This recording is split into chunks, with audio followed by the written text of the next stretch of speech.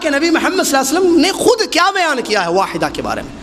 پوچھا گیا، صحابہ اکرام کو غیب کا علم تو نہیں تھا نا. یہ اور بات ہے کہ آج ہمارا عقیدہ ہے پیری مرشدی یا مرشدوں کے بارے میں، ان کے بارے میں کہ سب جانتے ہیں. صحابہ کو نہیں معلوم تھا کہ وہ ایک جماعت کون سی ہوگی جو قیامت کے دن جہنم سے اپنے آپ کو بچائے گی.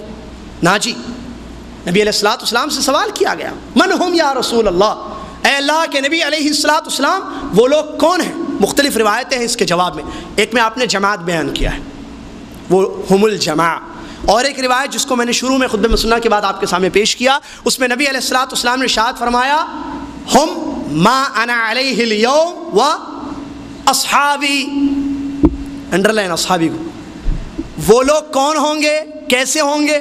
آج ٹوڈے میں اور میرے صحابہ جس دین پر ہیں وہ لوگ قیامت تک اسی دین پر ہوں گے. اور بخاری کی دوسری حدیثیں بتاتی ہیں کہ ان کو مٹانے کی کوشش کی جائے گی اور ان کو ختم کرنے کی کوشش کی جائے گی، لیکن حتی یأتی امر اللہ، یہاں تک کہ اللہ کا حکم یعنی قیامت آ جائے گی. یہ لوگ ظاہرین علی الحق، حق پر جمے رہیں گے، اگرچہ 5 کیوں نہ ہو، گاؤں میں تھوڑے کیوں نہ ہو، مسجد ایک کیوں نہ ہو، جمے رہیں گے. نبی علیہ الصلوۃ والسلام نے جواب دیا. اور جس ساری روایتیں جمع کریں تو علماء کرام نے بیان کیا ہے کہ اس کا مطلب یہ ہے صحابہ کے طریقے پر چلنے والے، کیونکہ جماعت جو لفظ آیا ہے اکثریت جس سے مراد دی جاتی ہے، تو جماعت کا مطلب یہ نہیں ہے کہ زیادہ لوگ جس پر ہو، کیونکہ اس روایت سے دلیل لیتے ہیں بعض لوگ. جماعت کے بارے میں ابن مسعود رضی اللہ تعالیٰ عنہ کی صحیح حدیث ہے، فرماتے ہیں الجماعت ما وافق الحق وان كنت وحدك. جماعت اس کا نام ہے جو حق پر ہو، اگر تم ایک بھی ہو تو تم جماعت ہو. ابراہیم کے بارے میں علیہ الصلوۃ والسلام اللہ نے کیا کہا؟ امہ کہا اللہ نے. ان ابراہیم کان امہ، ابراہیم ایک امت تھی. ابراہیم ایک تھے یا بہت تھے؟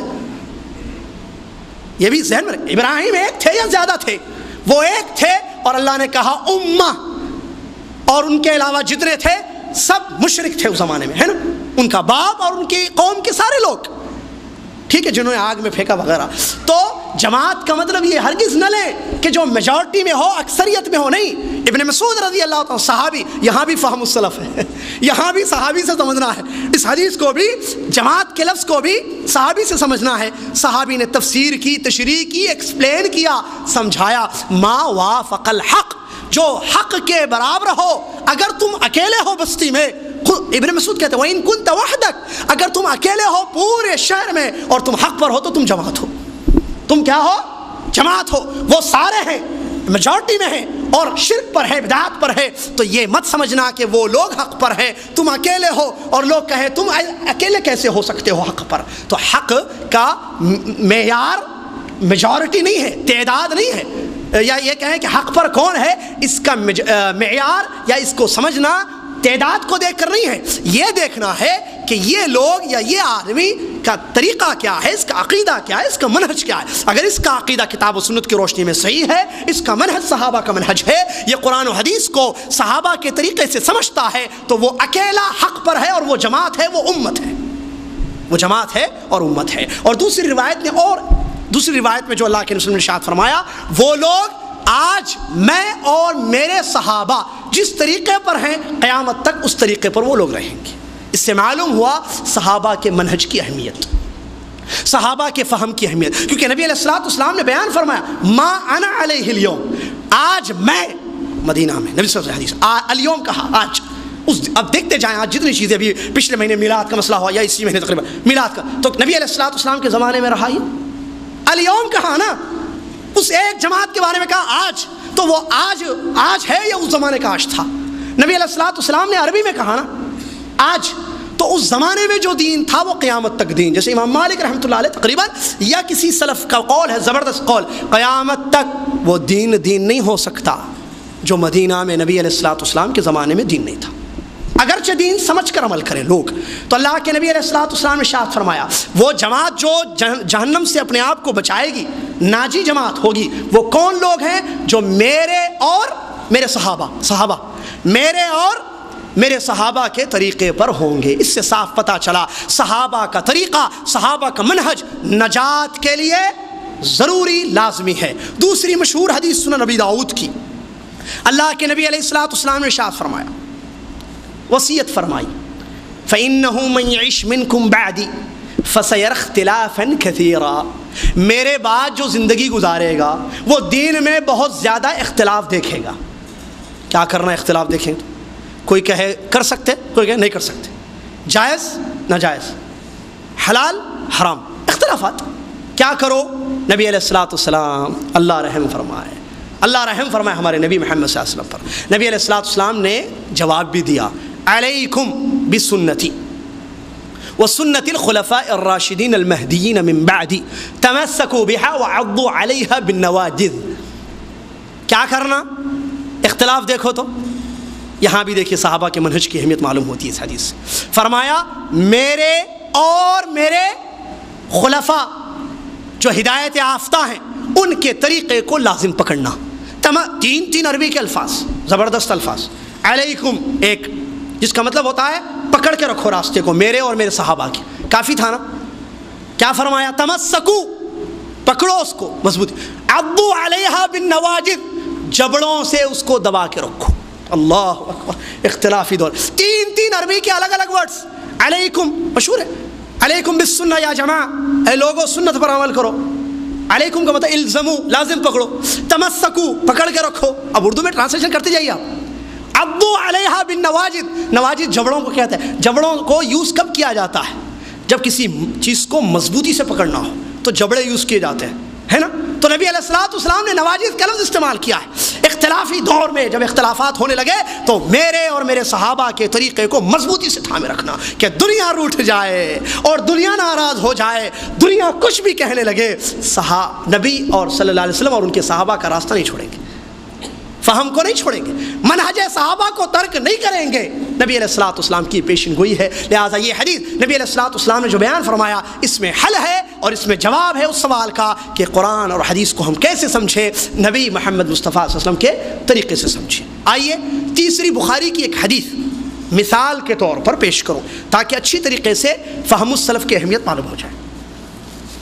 بخاری کی مشہور حدیث ہے، عبداللہ بن مسعود رضی اللہ تعالیٰ ارشاد فرماتے ہیں، ہم نبی علیہ السلام کے ساتھ تھے کہ ایک یہودی عالم آتا ہے۔ نبی علیہ السلام کے پاس ایک یہودی عالم آتا ہے، آ کر کہتا ہے، یا محمد انا نجد فی التوراۃ ان اللہ تبارک و تعالی یمسک السماوات یوم القیامہ علی اصبع والارضین علی اصبع الی آخر الحدیث۔ کہتا ہے یہودی عالم کہ اے محمد صلی اللہ علیہ وسلم، ہم تورات میں جو ان کی کتاب ہے آسمانی، یہ لکھا ہوا پاتے ہیں کہ تورات میں یہ لکھا ہے کہ قیامت کے دن اللہ تبارک و تعالیٰ ساتوں زمینوں کو اپنی ایک انگلی پر اٹھائے گا، ساتوں آسمانوں کو۔ تورات میں ہم نے یہ چیز دیکھی کہ ساتوں آسمانوں کو اللہ قیامت کے دن ایک انگلی پر اٹھائے گا اپنی، اور ساتوں زمینوں کو ایک انگلی پر اٹھائے گا، اور شجر پہاڑوں کو ایک انگلی پر اٹھائے گا، اور درختوں اور نباتات کو ایک انگلی پر اٹھائے گا، اور کہے گا انا الملک، میں بادشاہ ہوں، میں بادشاہ ہوں۔ نبی علیہ السلام نے اس یہودی عالم کی یہ بات سن کر ہنسنے لگے۔ نبی علیہ السلام نے کیا کیا؟ ہنسے نبی علیہ السلام۔ اس کے بعد ایک آیت کی تلاوت فرمائی، وما قدر اللہ حق قدرہ، اللہ کی جیسی قدر کرنی تھی ویسے ان لوگوں نے قدر نہیں کی۔ اس کے بعد کی آیت پڑھی جس میں اللہ تبارک و تعالیٰ نے ارشاد فرمایا کہ اللہ تبارک و تعالیٰ اپنے دائنے ہاتھ میں آسمان و زمینوں کو اٹھائے گا قیامت کے دن۔ اب ایک سوال ہے یہاں پر، نبی علیہ السلام نے یہودی کی بات سن کر آپ صلی اللہ علیہ وسلم ہنسنے لگے، ہنسنے کی وجہ کیا تھی؟ آج میں آپ بیٹھ کر سوچیں گے، سوچیں، آپ بولیں گے اب یہودی عالم نے کہا، اب اس کا جواب کیا ہے؟ نبی علیہ السلام آج سے 1400 سال پہلے، ٹھیک ہے، مدینہ کا واقعہ، صحابہ موجود تھے، ہم کو نہیں معلوم آج، اگر ہم ابن مسعود کے اس قول کو تھوڑی دیر کے لیے روکتے ہیں جو بخاری کی حدیث میں آیا ہے، متن میں ابن مسعود نے بتا دیا ہے ہنسنے کی وجہ، سمجھ میں آ رہی بات؟ اگر ہم صحابہ کا منہج چھوڑے، بھائی اپنے دماغ سے سمجھو تو قرآن و حدیث کو، تو آپ کیا سمجھیں گے؟ بھائی ہنسے کیوں؟ آپ بولو دیکھیں گے میرے خیال سے بھائی اللہ اس نے کیا کہا یہودی نے؟ انگلیاں، اللہ ایک انگلی پر آسمانوں کو اٹھائے گا، دوسری انگلی پر زمینوں کو، تیسری انگلی پر شجر اور حجر کو، پہاڑوں کو، نباتات کو اٹھائے گا۔ تو ظاہر بات ہے نبی صلی اللہ علیہ وسلم اسی لیے ہنسے ہوں گے کہ پاگل ہے، اللہ کی انگلیاں بیان کر رہا ہے، اللہ کی انگلیاں ہیں، اللہ کی انگلیاں ہیں اس لیے ہنس رہا ہوگا، ہے نا؟ یہ دماغ کہتا ہے. دماغ سے اگر سمجھیں گے ہنسے کیوں؟ بتائیے، ہم تھے اس مجلس میں؟ نہیں. ہنسنے کی کیا وجہ ہے؟ صحابہ کا منہج ضروری ہے. جن لوگوں نے صحابہ کا منہج اختیار کیا ان کا عقیدہ صحیح ہے. انہوں نے کہا دیکھو ابن مسعود کیا کہتا ہے رضی اللہ. اٹھاؤ بخاری کی حدیث، یہی حدیث اٹھاؤ، دیکھو راوی حدیث عبداللہ ابن مسعود رضی اللہ تعالیٰ عنہ کے کیا فرمان ہے. کہتے ہیں حتی ضحک النبی صلی اللہ علیہ وسلم تعجبا وتصدیقا لقول الحبر. تعجب کرتے ہوئے اور یہودی عالم کی تصدیق کرتے ہوئے نبی علیہ الصلوۃ والسلام ہنسنے لگے. سمجھ میں آ رہی بات یا نہیں سمجھ میں آ رہی؟ ہنسنے کی وجہ ریزن کیا ہے بھائی؟ کیوں ہنسے؟ انکار کرتے ہوئے ہنسے یا اقرار کرتے ہوئے ہنسے کہ دیکھو کتاب میں موجود ہے پھر بھی اللہ کو نہیں مانتا ہے، اللہ کی توحید کو نہیں تسلیم کرتا ہے نا؟ اللہ نے لکھا ہے، اللہ نے بتایا ہے تورات میں اس بات کو. تو نبی علیہ الصلوۃ والسلام کے ہنسنے کی وجہ، جن لوگوں نے صحابہ کے فہم کو لیا، صحابہ کا منہج اختیار کیا، کیا کہا؟ اللہ کی انگلیاں ہیں، جو دوسری حدیثوں سے بھی ثابت ہے. اور یہاں ہنسنے کی وجہ نبی علیہ الصلوۃ والسلام کی تصدیق ہے. آپ نے تعجب کیا اور تصدیق. تعجب اس لیے کہ اپنی تورات میں اس بات کو مانتا ہے اور اسی کتاب میں یہ بھی ہے کہ میں آنے والا ہوں، اور اس کتاب میں یہ ہے کہ مجھ پر ایمان لاؤ، اور تصدیق کی. وہ تصدیقا لقول الحبر. اور یہودی کے عالم، حبر کہتے ہیں عالم، یہودی عالم، یہودی کے عالم کی بات کی تصدیق کرتے ہوئے نبی علیہ الصلوۃ والسلام ہنسنے لگے. اس کے بعد آیت کی تلاوت فرمائی. ان لوگوں نے اللہ کی جیسے قدر کرنی تھی ویسے نہیں کی، اور زمین اور آسمان اللہ کے دائنے ہاتھ میں قیامت کے دن ہوں گے. صحابہ کا، جنہوں نے کہا نہیں صحابہ کا منہج نہیں اپنانا ہے، انہوں نے انکار کر دیا، تعویل کر دی. نہیں، ہنسنے کی وجہ انکار تھا. انکار کی وجہ سے نبی علیہ السلام ہنسنے لگے کہ اللہ کی انگلیاں کہہ رہا، اللہ کی انگلیاں نہیں ہیں، کیونکہ وہ لوگ نہیں مانتے اللہ کی انگلیوں کو. بات سمجھ رہے ہیں یا نہیں سمجھ رہے ہیں؟ یا دوبارہ سمجھو اسی حدیث کو. سمجھ میں آ رہی ہے بات؟ نبی علیہ الصلوۃ والسلام کے صحابہ کا فہم کتنا ضروری ہے. اس زمانے میں حدیثیں بتائی گئی ہیں. نبی علیہ الصلوۃ والسلام کسی مجلس میں ہنسے ہیں، کسی مجلس میں کوئی بات بتائے ہیں، قرآن کی آیتیں اتری ہیں، ان کا مطلب، مفہوم، ان کی تفسیر صحابہ سے زیادہ کوئی نہیں جان سکتا ہے. لہذا لازمی ہے، ضروری ہے صحیح سمجھنے کے لیے اللہ کی آیتوں کو، قرآن کی آیتوں کو، نبی محمد مصطفیٰ صلی اللہ علیہ وسلم کی حدیثوں کو صحیح سمجھنے کے لیے ضروری ہے کہ صحابہ کو اٹھا کر دیکھیں. اس کی مثال ایسے بھی سمجھے، آج سے 50 سال پہلے اسی مسجد میں کچھ لوگ بیٹھے ہوئے تھے. ایک دوسری مثال، یہ تو بخاری کی حدیث سے مثال میں نے دی، ایک عام دماغ سے سمجھنے کے لیے مثال میں دوں کہ کچھ 5 یا 6 لوگ بیٹھے ہوئے تھے اس مسجد میں، ٹھیک ہے؟ ان کے درمیان امام صاحب بھی تھے یا حافظ صاحب تھے، کوئی بھی تھے. تو انہوں نے کہا بھائی تم باہر نکلو، میں تم کو بتاؤں گا. تم باہر نکلو. کسی ایک ساتھی نے، تو زید نے بکر سے کہا کہ بکر تم باہر آؤ، میں تم کو بتاؤں گا. اب یہ 50 سال پہلے کا واقعہ ہے، 25 سال 20 سال پہلے کا، ہم نہیں تھے وہاں. اب انہوں نے، زید نے بکر سے یہ کہا، یہ ہم کو ملی یہ بات. اب کون لوگ ہم کو صحیح بتا سکتے ہیں کہ زید نے یہ جو جملہ کہا یہ کس لیے؟ کیا مذاق سے کہا تھا؟ یہ سیریس نے باہر جا کر گردن مارنے کے لیے کہا تھا، پکڑ کے پیٹنے کے لیے؟ کون بتا سکتے ہیں؟ وہ لوگ زیادہ جانتے تھے جو اس مجلس میں بیٹھے تھے. ان کو معلوم کہ محفل کا موضوع کیا تھا اور کس انداز سے یہ بات ہوئی. یہ مذاق سے ہوئی کہ چلو آپ کو باہر ہم دکھاتے ہیں، ہے نا؟